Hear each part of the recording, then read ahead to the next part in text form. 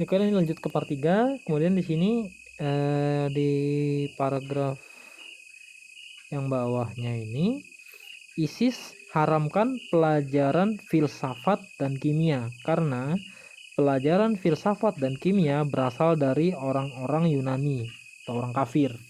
Karena memang iya, karena pelajaran kimia dan filsafat khususnya, apalagi filsafat, itu berasal dari orang Yunani, berasal dari Yunani. Nggak ada, memang ada ilmuwan Islam tuh ada memang, tetapi ilmunya tuh atau pengetahuannya yang dibuat dikembangkan oleh Islam itu copy paste.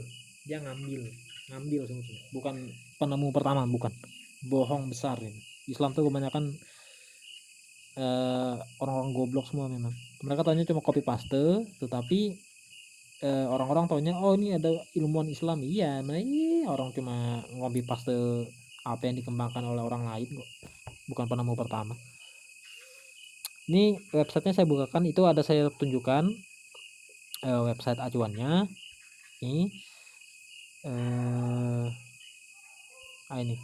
ini yang pertama tadi itu muslimphilosophy.com. Nih, Islam Concept of Philosophy. Jadi di dalam, nanti bisa dicari sendiri anunya ini. Saya kalau mau bacakan ini panjang sekali ini.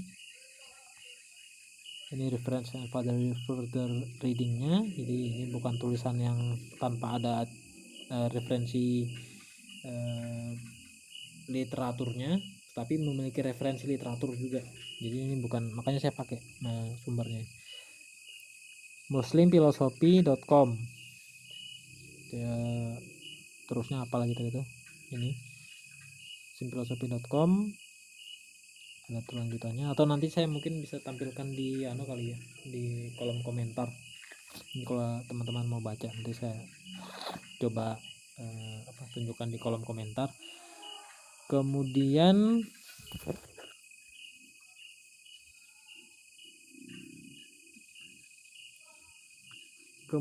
ini lanjut lagi yang bawahnya. Sorry sebentar.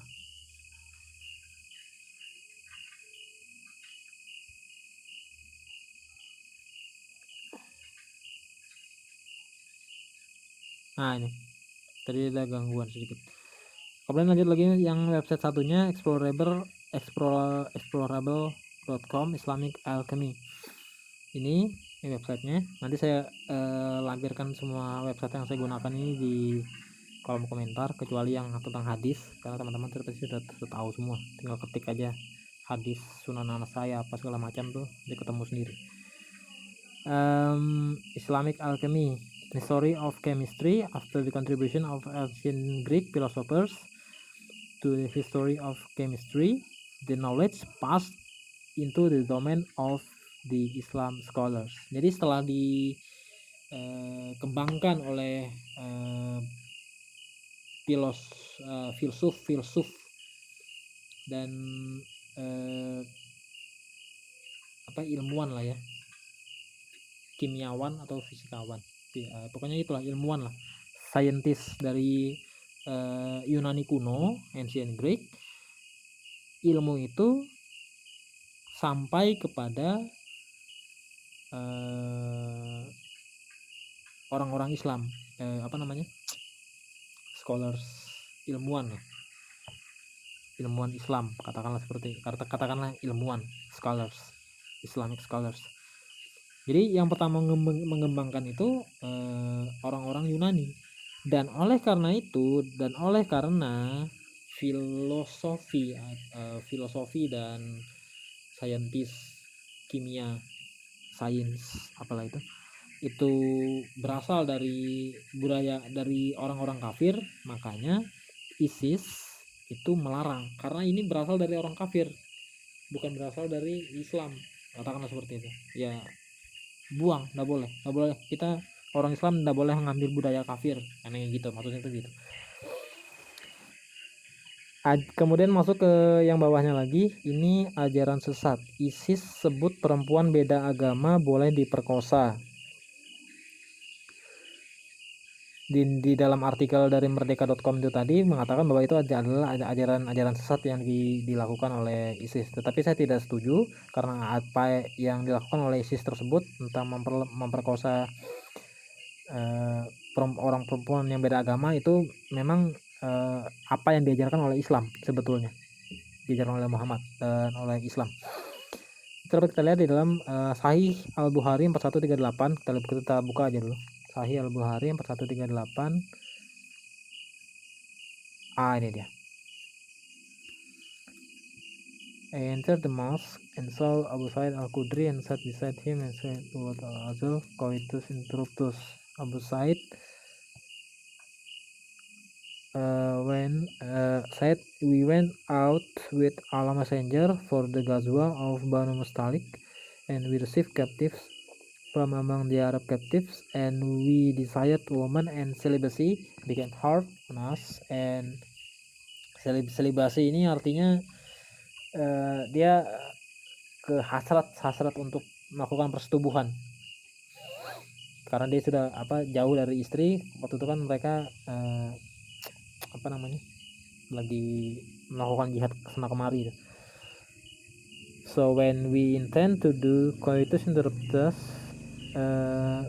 we said, how can we do coitus interruptus before asking Allah Messenger, who is present among us? We asked him about it, and he said, it's better for you not to do so, for if any soul till the day of resurrection is destined to exist, we will exist. Al-azal mana tadi ini? Coba saya blok. Sorry, bukan ini. Ini. Azal ini artinya itu adalah tindakan mencabut kemaluan laki-laki pada saat melakukan persetubuhan agar tidak terjadi ejakulasi di dalam kemaluan perempuan, supaya untuk menghindari kehamilan. Itu azal. Dan Muhammad menasehati para pengikutnya, untuk apa kamu cabut-cabut, biarin aja, kalau memang takdirnya lahir, ya lahirlah. Jadi kalau memang dia nanti ujung-ujungnya hamil, ya nggak apa-apa, biarin aja gitu.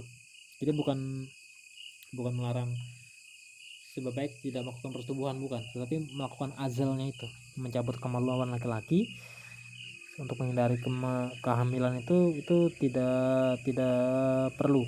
Kemudian di sini dari Quran surah 4 ayat 24. Kalau nggak salah. Yang benar. Nah, Quran dan Quran. Itu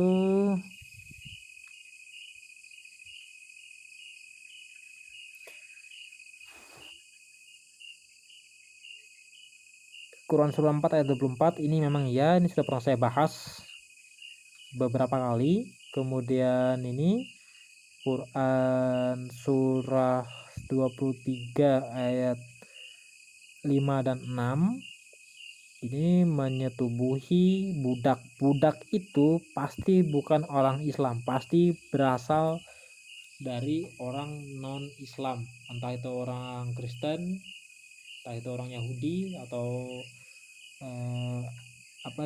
animisme, penganut kepercayaan atau apa yang diperang-perangi oleh jihad yang dilakukan oleh Muhammad dan para pengikutnya itu. Yang perempuan mereka tangkapin, jadikan budak, biasanya budak seks biasanya. Nggak mungkin kalau orang Islam nggak bakal dijadikan budak. Di selain Islam pasti jadi budak.